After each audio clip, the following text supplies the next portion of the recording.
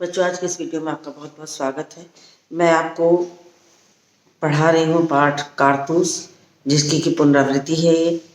और पहले पाठ को समझाऊंगी सारांश के रूप में, व्याख्या के रूप में, और फिर उसके बाद प्रश्न उत्तर कराऊंगी। तो कारतूस पाठ जो है वो एक हबीब तनवीर का लिखा हुआ जो ये पाठ है, ये एक जाबाज सिपाही के ऊपर लिखा हुआ पाठ है। वज़ीर अली नाम है उसका, और वो वज़ीर अली जो अंग्रेज़ों से नफ़रत करता है और किसी भी तरीके से अंग्रेज़ों को देश से भगाने के लिए कुछ न कुछ उपाय करने की कोशिश करता है, और जिसके लिए वो प्रयासरत रहता है। तो ये छोटी सी एकांकी है जो लगभग 5 मिनट के समय में मंचन किया जा सकता है इसको, जिसमें कि इन्होंने बताया है कि अवध के नवाब आसिफउद्दौला के जाबाज बेटे वज़ीर अली का पूरा वर्णन किया गया है, जो अंग्रेज़ों से नफ़रत करता था, उन्हें हिंदुस्तान से निकाल बाहर करना चाहता था। ईस्ट इंडिया कंपनी के हुक्मरानों ने भी उसे रॉबिन हुड का दर्जा दे रखा था, क्योंकि उसके अंदर जाबाजी थी, हिम्मत था, साहस था, और अपनी हिम्मत और साहस के बल पर वो कोई भी कार्य करके गुजर जाता था, और जिसकी कि लोग कल्पना भी नहीं कर सकते। इसी कहानी में उन्होंने अंत में ये दिखाया है कि कैसे वो खेमे के अंदर घुस करके कर्नल से अपने लिए कारतूस प्राप्त कर लेता है और अपना परिचय भी देकर निकल जाता है। तो एक तरीके से वो अपनी बहादुरी का वर्णन अपने ही मुंह से ऐसे सामने से करके निकलता है कि कर्नल हक्का बक्का रह जाते हैं कि किस तरीके से उनके हाथ से उसने कारतूस प्राप्त कर लिया और अपना परिचय देते हुए निकल गया। तो जो एकांकी का जो स्थान है वो है कि गोरखपुर के जंगलों का, जहाँ के खेमा लगा हुआ है और कई हफ्तों से सिपाही डेरा डाले हुए बैठे हुए हैं, वज़ीर अली को ढूंढ रहे हैं। वज़ीर अली ऐसे गायब है जैसे कोई भूत हो, और परेशान हैं। हफ्तों जंगल की ज़िंदगी वैसे ही बहुत ख़तरनाक होती है, उबाऊ होती है, लेकिन फिर भी कंपनी के आदेश पर वज़ीर अली को ढूंढने के लिए खेमा डाले बैठे हुए हैं, और उस खेमे के बाहर लेफ्टिनेंट और कर्नल आपस में बातचीत करते हैं कि जंगल की ज़िंदगी बड़ी ख़तरनाक होती है। हफ्तों हो गए यहाँ खेमा डाले, सिपाही भी तंग आ गए हैं। वे वज़ीर अली आदमी है या भूत, हाथ ही नहीं आता। तो उन्हें लगा कि इस ज़िंदगी से बहुत निजात नहीं मिल सकती तब तक जब तक कि वज़ीर अली को पकड़ा नहीं जाएगा। और वो आपस में चर्चा करते हैं कि वज़ीर अली आदमी है या भूत है, कैसे उसे पकड़ा जाए, क्या किया जाए, कैसे उसे पकड़ा जाए। अंग्रेज़ों की कंपनी की ओर से ये आदेश जारी हो गया था कि उसे पकड़ा जाए। कर्नल कहता है कि उसके अफसाने सुन रॉबिन हुड के कारनामे याद आ जाते हैं। अंग्रेज़ों के खिलाफ उसके दिल में इस कदर नफ़रत है। कोई 5 महीने हुकूमत की होगी, 5 महीने उस अवध की नवाबी की हुकूमत उसने की थी, और उस 5 महीने में उसने इस तरीके से बदला लेने की कोशिश की, और उसके दिल में कूट कूट कर नफ़रत भरी हुई थी। अवध के दरबार को अंग्रेजी असर से बिल्कुल पाक कर देने में तकरीबन कामयाब हो रहा था। वो चाहता था कि अवध की गद्दी उसके हाथ रहे और पूरे हुकूमत को वो अंग्रेज़ों से मुक्ति दिला दे, किसी भी तरीके से अंग्रेज़ों को यहाँ से मार भगाए। मगर अंग्रेज़ उसकी हिम्मत और दिलेरी से परिचित थे। वो जानते थे कि ये जहाँ रहेगा कुछ ऐसा ज़रूर करेगा कि अंग्रेज़ के नाकों में दम हो जाएगा, इसलिए वो कभी उसे एक स्थान पर ठहरने नहीं देते थे। लेकिन कर्नल और लेफ्टिनेंट के बात के दौरान उसकी चर्चा करते हुए बताते हैं कि कोई 5 महीने उसने अवध की हुकूमत संभाली थी, और इस 5 महीनों में ने दरबार को अंग्रेजी असर से बिल्कुल मुक्त करा दिया था। तकरीबन सफलता प्राप्त कर ली थी और वो चाहता था कि अंग्रेज़ों को यहाँ से पूरी तरीके से भगा दिया जाए। लेफ्टिनेंट बात के दौरान उससे पूछ बैठता है कि कर्नल कॉलिंज, ये बताइए कि ये सआदत अली कौन है। अब सआदत अली का किस्सा, क्योंकि सआदत अली को ही उसके अवध की नवाबी मिली थी, तो कर्नल बताते हैं कि आसिफ उद-दौला का भाई है, यानी वज़ीर अली का चाचा था। वज़ीर अली का और उसका दुश्मन, मतलब अंग्रेज़ों का तो हिमायती था लेकिन वज़ीर अली का दुश्मन था। असल में बात ऐसी थी कि नवाब आसिफ उद-दौला के यहाँ संतान की कोई उम्मीद नहीं थी, लड़के की कोई उम्मीद नहीं थी। लेकिन जब वज़ीर अली की पैदाइश होती है तो सआदत अली को लगता है कि अब ये अवध की नवाबी उसके हाथों से निकल जाएगी, उसकी मौत उसके सर पर मंडरा रही है। उसे ख्याल आता है कि वो अपने आप को हिफाजत में किस तरह से करे, किस तरह से खुद को बचाए, ये उसके मन में आता है।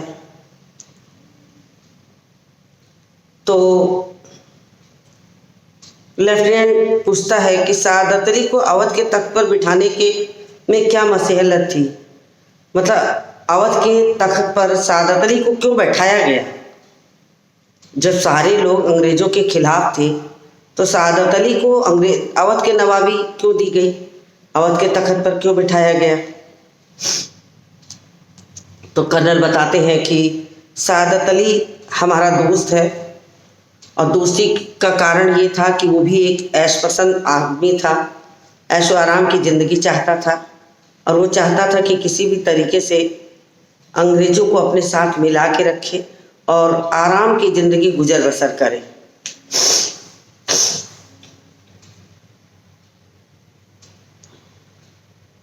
तो उसने एक आसान रास्ता ढूंढा अपने लिए कि 10 लाख रुपए नगद और आधी जायदाद दे दी। उसने अंग्रेज़ों को दे दी कि आधी जायदाद और 10 लाख रुपए नगद देकर वो आराम की ज़िंदगी जीना चाहता था कि इसके बाद अंग्रेज़ उसे कुछ बोल नहीं सकते थे।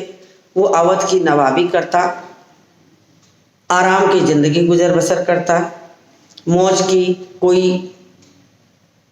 ज़िंदगी जीता, कोई उसके रास्ते में आने वाला नहीं था।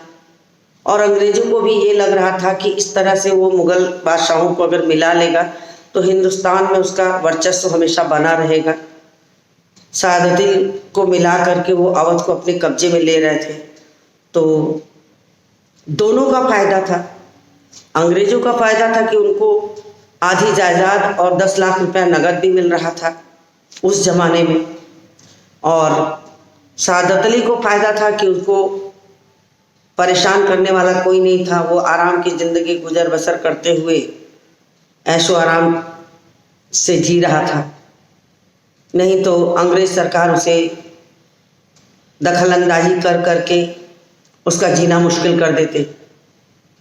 तो दोनों को आराम मिला, अंग्रेज़ों को भी आराम था सआदत अली से और सआदत अली को भी आराम था कुछ पैसे और नगद रुपए दे करके, ज़मीन जायदाद दे करके आराम की ज़िंदगी जीना। तो इस तरीके से दोनों आराम की ज़िंदगी जी रहे थे।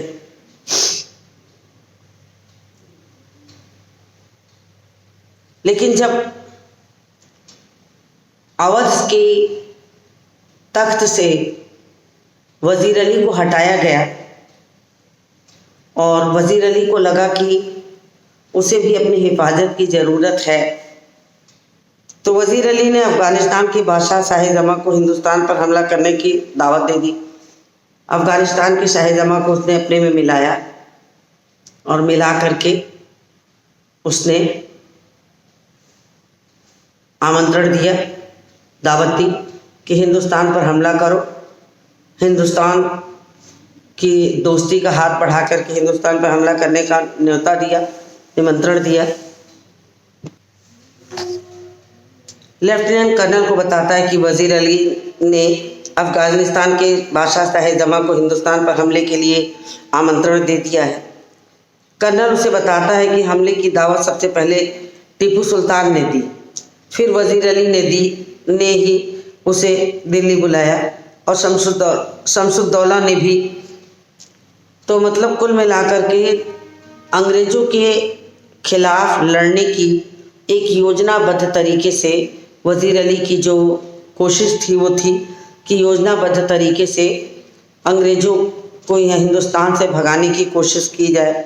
उसके लिए उसने अफ़गानिस्तान के बादशाह से मदद मांगी और टीपू सुल्तान और शमसुद्दौला तो पहले ही हिंदुस्तान खाली कराने की योजना बना रहे थे। लेफ्टिनेंट कर्नल शमसुद्दौला के विषय में पूछता है। लेफ्टिनेंट जो रहता है वो कर्नल से शमसुद्दौला के बारे में पूछता है। कर्नल उसे बताता है कि शमसुद्दौला जो है वो बंगाल के नवाब का निस्तवी भाई है, रिश्ते का भाई है, तो रिश्तेदारी का भाई है ये। उनका निस्तवी मतलब रिश्तेदारी।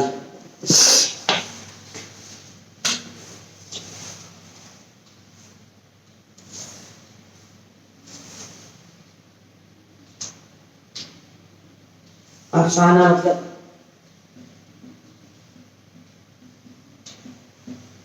कहानी, खिलाफ।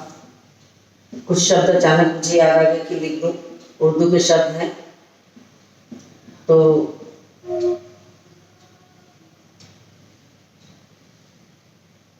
तख्त मतलब सिंहासन होता है।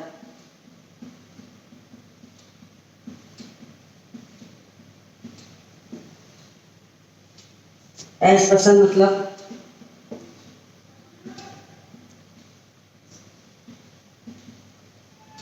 भोग विलास वाला जीवन जीने वाला, सुख भोग विलास का जीवन जीने वाला।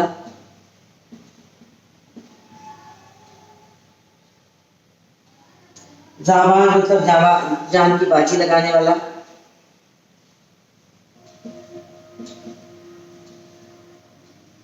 जान की बाजी लगाने वाला। जानिसार मतलब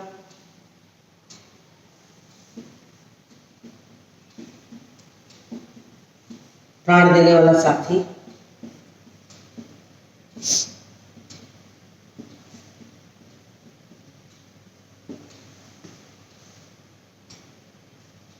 मसरूफ व्यस्त।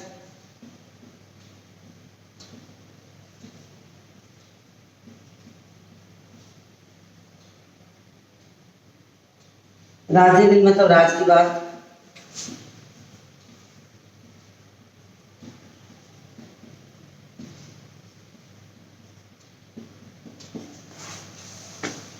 तो कुछ ऐसे शब्द थे जो मुझे थोड़े से लगे कि आपको पता होने चाहिए, तो मैंने उसको लिख दिया।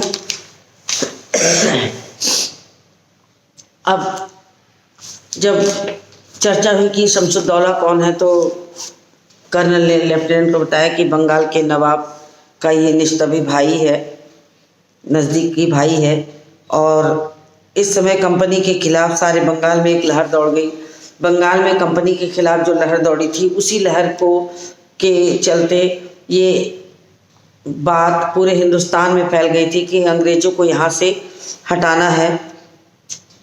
और उन्हें लगा कि अगर ये कामयाब हो जाती तो लॉर्ड क्लाइव ने जो बक्सर और पलासी का युद्ध किया था उससे कहीं भयानक युद्ध होने की स्थिति थी। लॉर्ड क्लाइव ने बड़ी परिश्रम के साथ हिंदुस्तान में अपना राजकाज फैला लिया था, लेकिन उन्हें लगा कि अगर वो शमसुद्दौला जो हैं वो अगर इस लहर में कामयाब हो गए तो जो कुछ लॉर्ड क्लाइव ने कमाया था, हिंदुस्तान में बनाया था, लॉर्ड वेल्लेस्ली के हाथों सब चला जाता। तो उन्हें लगा कि किसी भी तरीके से हिंदुस्तान में ये लहर दौड़ने से ये फायदा होगा कि हिंदुस्तान को आज़ाद कराया जा सकता है। अब अवध के करीब 5 महीने की नवाबी के बाद जब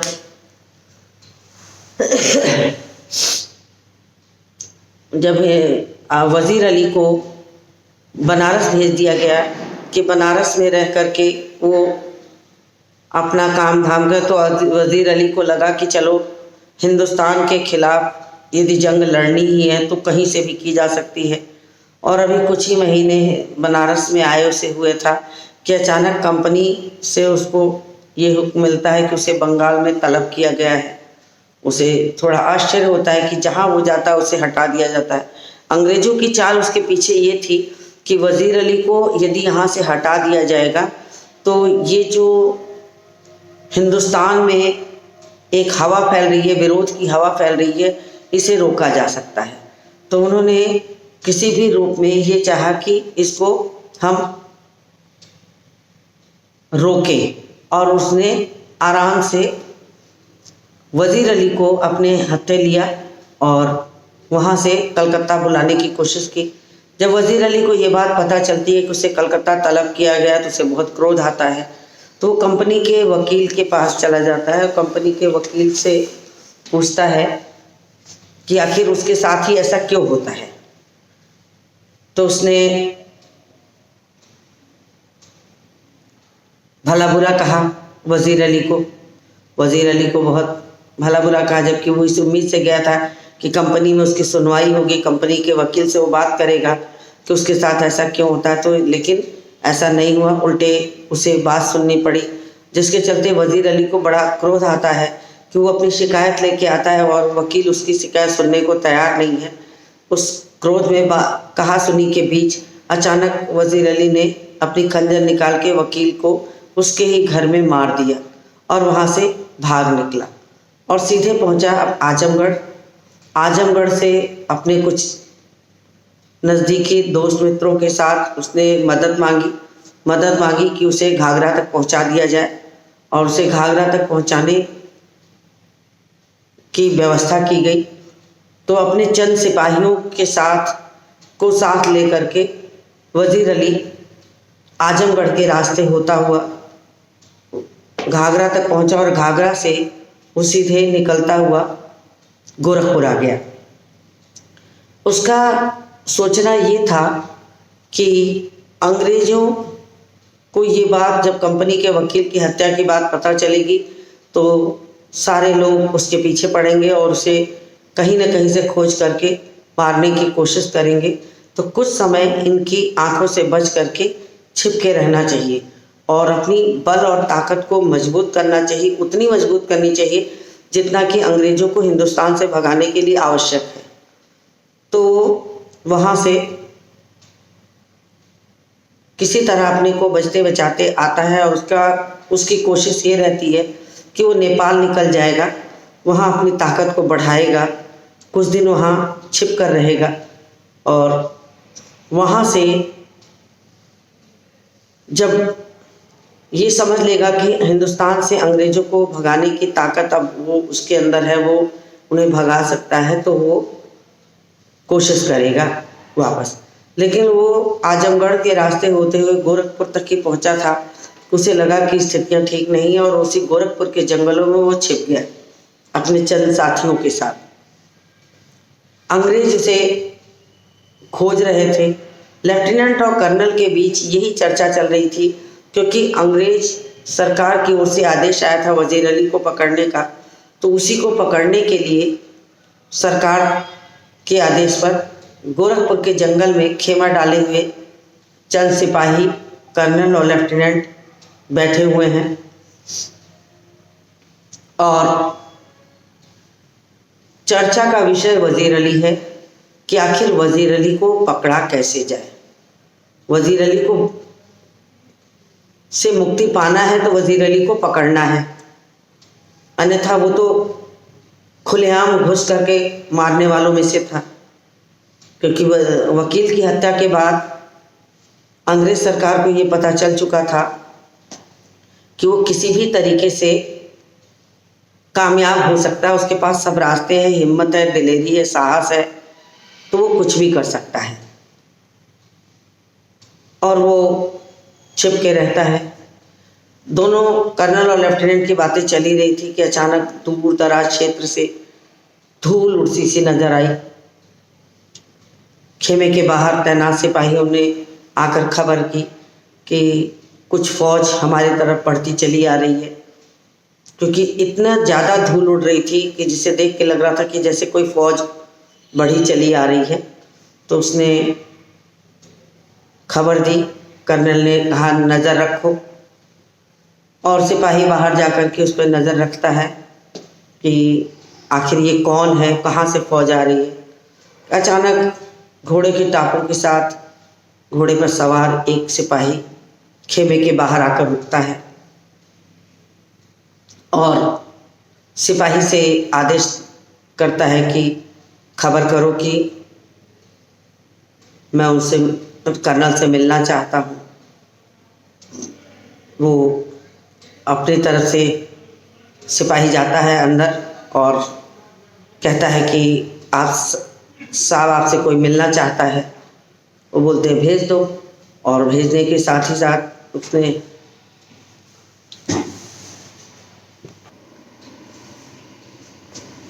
तो वजीर अली ने अपना परिचय दिया, अंदर जाके बताता है। वो चाहता है कि अकेले में बात की जाए, तो इसलिए वो कहता है कि दीवारों के भी कान होते हैं, बिल्कुल तन्हाई चाहिए मुझे अपनी बात रखने के लिए। और अपनी बात को कहने के लिए उसने लेफ्टिनेंट को भी हटा दिया और फिर उसने पूछा कि आखिर इस जंगलों में इस तरह से डेरा डाले आप लोग क्यों बैठे हैं। लेफ्टिनेंट ने बताया कि वो वजीर अली को पकड़ने के लिए हम यहाँ खेमा डाले हुए लगाए बैठे हैं, और वजीर अली है कि किसी के हाथ ही नहीं आता। वो आदमी है या भूत है उसको समझ में नहीं आता कि क्या किया जाए, कि किस तरह से वजीर अली को पकड़ा जाए। तो उसको आश्चर्य होता है। वो कहता है कि एक आदमी को पकड़ने के लिए इतनी सारी फौजें। तो कर्नल समझाना चाहता है कि मतलब वजीर अली ऐसा व्यक्ति नहीं है कि जिसको कोई एक दो लोगों से पकड़ा जा सके, इसलिए इतनी बड़ी फौज लगाई गई है कंपनी की ओर से उसे पकड़ने के लिए। तो सीधे वो कहता है कि वो आपके हाथ नहीं आ सकता। सीधी सी बात है, खेमे में घुस करके वजीर अली ही अपना परिचय दे करके वजीर अली के बारे में बात कर रहा और कर्नल उसे पहचानता नहीं है, तो कोई भी कह सकता है कि वो आपके हाथ नहीं आएगा, अर्थात आप पहचानते ही नहीं हैं वजीर अली को। और वजीर अली को ढूंढने के लिए इतनी फौजें लगी हुई हैं। उसने पूरे ताकत से इस बात को कहा कि कोई स्थिति नहीं है कि वजीर अली को कोई पकड़ सकता है। अब कर्नल को ये लगता है कि ये जरूर वजीर अली के साथ छोड़कर भागा हुआ कोई सिपाही है जो उनके साथ मिलकर वजीर अली की सही खबर देना चाहता है। तो कर्नल को ये लगता है कि उसे अपने साथ मिला लेना चाहिए। शायद ऐसा हो कि उसका मिलाना अंग्रेज सरकार के लिए फायदेमंद हो। तो उसने कहा, अंत में कर्नल ने पूछा भी कि तुम किस लिए आए हो। उसके मन में भी उत्सुकता आई कि आखिर तुम्हारे आने की क्या वजह है। तो उसने कहा कि वजीर अली को पकड़ने के लिए तुम्हें क्या चाहिए। तो बताता है कि चंद कारतूस चाहिए। तो कर्नल को लगता है कि वजीर अली को पकड़वाने में ये हमारी मदद करेगा, और उस मदद में हम अगर उसको चंद कारतूस दे देंगे तो हम आसानी से पकड़ सकते हैं। उसने 10 कारतूस उसके हाथ पे रखे, और जब रखा तो उसने पूछा कि तुम कौन हो। तो उसने बड़ी तेजी से कहा कि वजीर अली। वजीर अली सुनते ही तो कर्नल के पैरों तले जैसे जमीन खिसक गई हो। उसे लगा कि हमारे ही खेमे में हमारे बीच घुस करके हम ही से कारतूस लेके निकल जाने वाले, और ये कहता हुआ वो वहाँ से चल देता है। घोड़े के वापसी की आवाज़ आने लगती है और वो चल देता है। तो कर्नल को ये आश्चर्य होता है कि इतनी हिम्मत वाला व्यक्ति, इतनी बड़ी फौज लगी है एक वजीर अली को पकड़ने के लिए, और वही वजीर अली हमारे खेमे में घुसकर हम ही को अपना परिचय बताते हुए और हमसे कारतूस लेके निकल गया। ऐसे वजीर अली को पकड़ना इतना आसान कैसे हो सकता है। तो हक्का बक्का रह जाता है, उसे समझ में नहीं आता है लेफ्टिनेंट भी अंदर घुसता है और वो बिल्कुल अवाक रहता है कि कैसे ये संभव है। ये कह करके उसने एक जाबाज दिलेर सिपाही की कहानी बता दी। कहा कि जब लेफ्टिनेंट पूछता तो बता कि हाँ एक सिपाही था जाबाज और दिलेर, मतलब उसके अंदर हिम्मत की लेफ्टिनेंट भी और कर्नल भी लोहा मान लेते हैं कि ये ऐसा व्यक्ति है जो कुछ भी कर सकता है। तो वजीर अली की इसी हिम्मती और दिलेरी पर ये एक आंकी लिखी गई है जिसका कि नाम कारतूस रखा गया है। तो आप इस बोर्ड पर से उतार लीजिए जो कठिन शब्द हैं। और मैंने आपको सारांश के रूप में कहानी समझा दी। अब इसके पिछले सालों में आए हुए प्रश्नोत्तर कराऊंगी। तो इसी के साथ इस वीडियो को समाप्त करती हूँ और मिलती हूँ आपसे अगले वीडियो में।